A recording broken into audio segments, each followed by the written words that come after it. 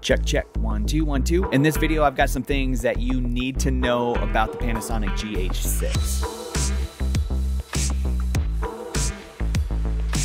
I'm shooting this talking head part on the GH6 with the Leica 10-25. Now I'm at about maybe 16, I'm just under 18 millimeter, wide open f1.7, and I'm using a variable ND to kind of compensate for the exposure. And I'm shooting fully in Vlog, and I customized my white balance to fit this white card right here, or gray card. And I am fully using the autofocus to shoot this talking head. I'm using one area plus face eye detect. So throughout this video, you can kind of determine how the autofocus is working in a setting like this. One of the big things is to kind of keep your eye on that candle in the background to see if that's, pulsing. I didn't make any adjustments to the setting, and I am shooting this at 23.98 frames per second, which does require a little bit more processing power for the autofocus, because usually those higher frame rates, like 60 frames per second, 120 frames per second, it just has more frames to work with. The autofocus is gonna work better, but this one is 24 frames per second, so we'll see how, in this setting, the autofocus works. Another thing is I'm actually shooting this video open gate 5.8K, which I'll get to a little bit more later in this video. Now, I just have a couple of disclaimers I wanna talk about before we get too far, and the first being that any of these things I talk about in this video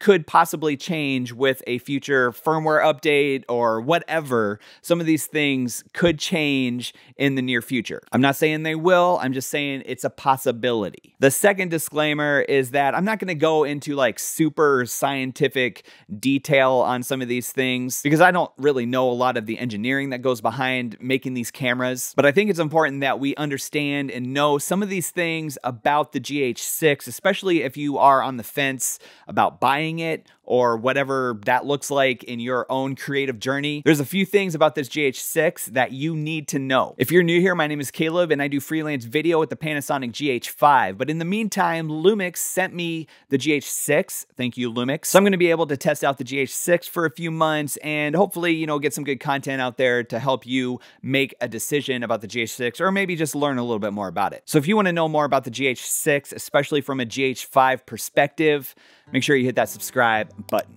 How's that autofocus holding up? I already mentioned the open gate 5.8K, and now this feature, this shoot setting is an amazing tool for people, for content creators who need to deliver, whether for clients or for your own work, for social media. Let me say that again, because that was like a really bad run-on sentence. Being able to shoot in the 5.8K open gate mode is fantastic for delivering for social media. So when you shoot open like that, you have the whole width and height of the sensor. So the Micro Four Thirds sensor is a 4x3 sensor. It's almost square. So what you're able to do is actually go into the menu and set frame markers to kind of determine where you might want that frame. And you're able to use the whole sensor size when recording for those different frames. So you could set up your frame markers as, a vertical frame to shoot for a reel or a TikTok, and then go into the open gate mode, and then you have the full height of the sensor that you're able to use when shooting for that vertical setting. And actually, I'm shooting this video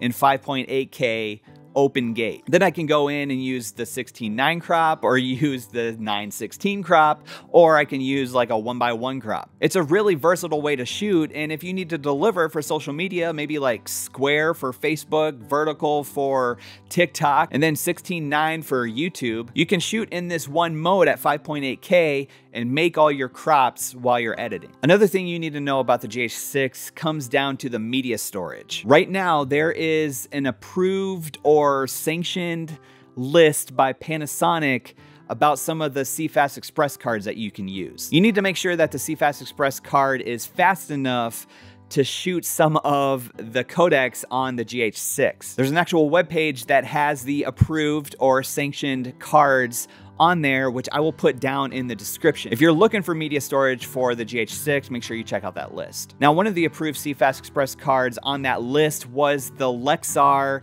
CFExpress card that they had with the pre-order on the GH6 through B&H Photo. I believe that's a Type B card, and that is going to be fast enough for some of the codecs that the GH6 is able to produce. Now, you'll still be able to use the GH6 with other media storage, but to shoot the high bit rates, you're going to need something from this approved list. They'll keep adding to this list, but all this will change anyway when SSD recording comes to the GH6. This is one of the things that I wish they would have put out during the actual release of the camera to make sure very clearly that you have the right CFExpress card to be able to get the most out of your GH6. Now I know some cards are being added to that list, so make sure before you purchase or do anything with media storage, make sure you check out that list that I have down in the description so that you know those CFExpress cards are on that approved list by Panasonic. Another thing you need to know about the GH6 is that when it comes to video, this is pretty much a fully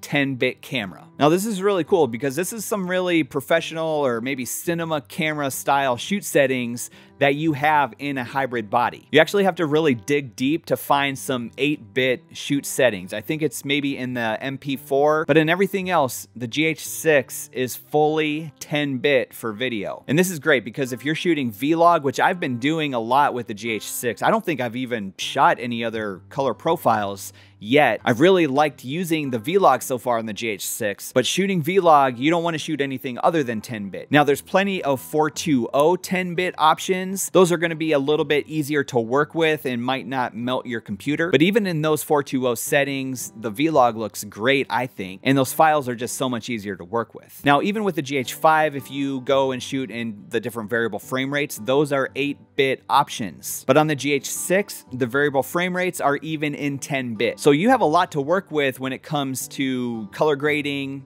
working with different colors. Those 10-bit options are great to have, but you want to make sure that you have a computer that can handle those 10-bit files. I know this video is kind of all over the place, but those are just a few things that you need to know about the Panasonic GH6. If you have any questions or if there's anything that you want to add to this video, make sure you do that down in the comment section and let's get a conversation started down there. So how has the autofocus been working on this talking head? That's all I have for this video. If you have time, it'd be awesome if you stuck around, maybe watch one of these videos that's popping up on your screen right here.